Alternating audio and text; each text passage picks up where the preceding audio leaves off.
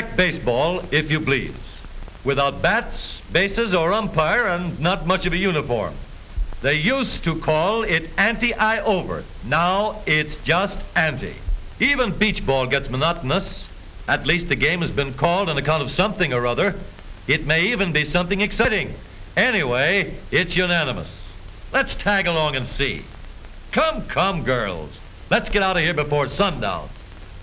Well, that's action. But they're not really as far from the beach as one might think. Many a mountain grows near the seashore, and that turns our little bevy of bathers into mountain mermaids, or snow maids, or something. The girls on the fenders are rust-proof, but so are the fenders, for that matter.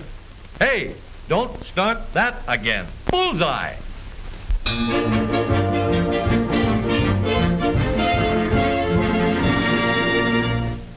After 80 years of planning and 3 years of actual building, the San Francisco-Oakland Bay Bridge is completed, the largest engineering structure ever conceived and built by men. The main span of the bridge, crossing nearly 2 miles of water, is hung on 4 all-steel box girder constructed piers. Each one is 48 stories high. Now for the official opening ceremony. The golden chain is cut with an acetylene torch. Whistles shriek. The harbor fireboats streak the air with ribbons of water. And the first cars to cross the world's largest bridge come rolling along like a regiment of soldiers. From the top of the towers, they're like toy cars on a ribbon, with spider webs of steel stretching up to the huge cables that support the roadway. Along both sides, there are heavy steel guardrails. Every precaution has been taken to make this the world's safest as well as largest bridge. Along the second deck roll trucks and buses. There's plenty of traffic. All in all, 30 million vehicles and 50 million people will cross the bridge every year.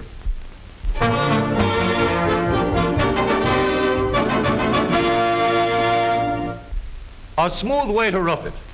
1 million Americans today are living in homes on wheels. 250,000 trailers are those homes. Every day you see them skimming along the highways everywhere. With the modern automobile, there's plenty of power to pull them up the longest and toughest hills. In Trailer City, Florida, are 1,000 of these homes.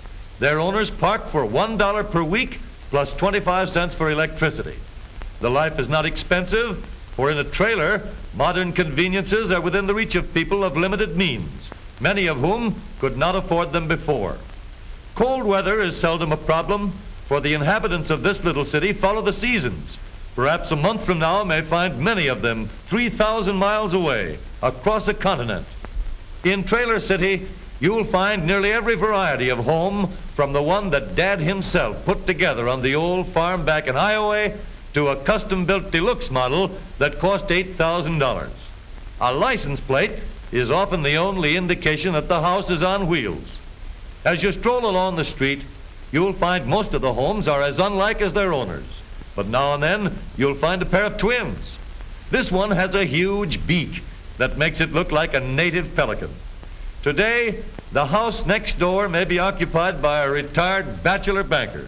If it rolls away during the night, tomorrow's sun may bring a barber with 7 youngsters. Stores and shops, too, are often found on wheels. This one is a curio shop that's almost as old and weather-beaten as the truck on which it rides.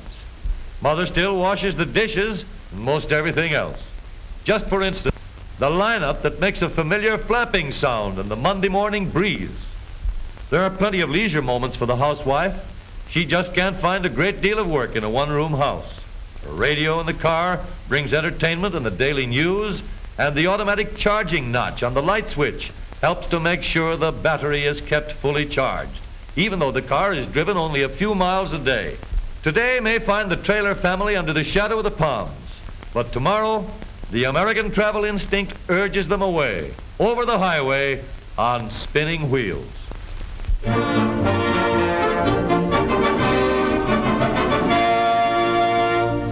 Whether it's cold or whether it's hot, he tends his traps, whether or not.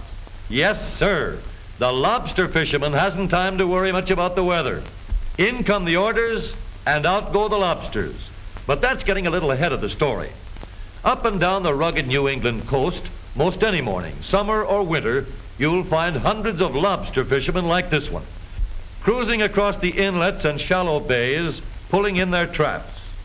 While the lobster is known as one of the world's greatest food delicacies, he is also famous for being just about the world's dumbest creature. So dumb, in fact, that he could easily get out of the trap if he had sense enough to turn around and go out the way he came in. But he doesn't. And this is the beginning of the end. The claws are plugged with wooden pegs, and from now on, he's as harmless as a kitten. Bait is not expensive, for a lobster is as curious as he is dumb, and a piece of red flannel is often sufficient to entice him into the trap. With the traps all neatly deposited on the bottom of the bay again, waiting for more customers, the lobster fisherman homeward plods his weary way. But now the lobster tries to get even. He demands cool, damp moss in which to live, and he refuses to live long if he doesn't get it. So, speedy transportation to the packing house is an absolute necessity, and many a truck like this one can be seen along New England highways, giving very special delivery service to his Nobs, the lobster. At the packing house, he is speedily transferred to barrels of moss and ice to be rushed, sometimes 1,000 miles inland, where he will arrive still alive and kicking.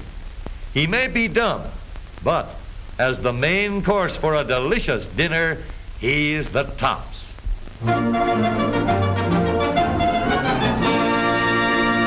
Steaks and short orders at all hours.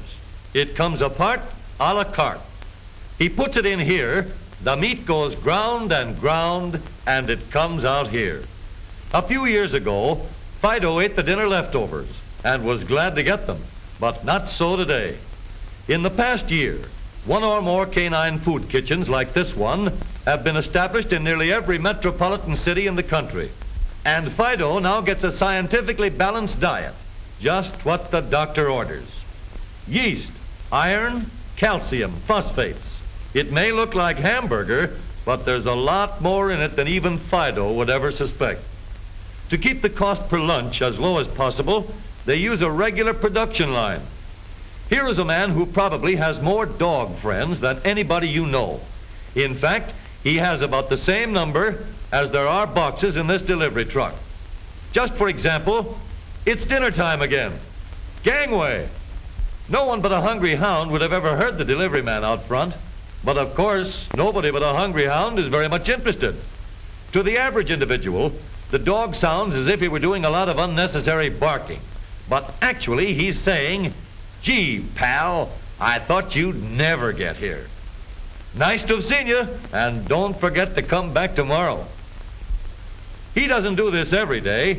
This is just to prove that he really enjoys his lunch, and how. And while Fido goes to work, you might be interested in knowing that the chef back at the Canine Kitchens has obligingly taken care of the less fortunate members of the neighborhood who have been on relief for the past few months.